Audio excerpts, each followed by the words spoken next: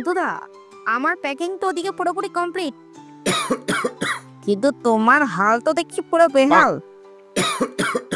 আমি বলি কি, এবছরটা ছেড়ে দাও, নাই কালকে গিয়ে গিফটগুলো দিয়ে আসবে। ও স্যান্টা দাদু, কি হলো? আমাকে গিফট দিলে না? আমার গিফটটা দাও। ও হ্যাঁ, তোর গিফটটা দাঁড়া দাঁড়া, দিচ্ছি। এইটা এইটা আমার গিফট।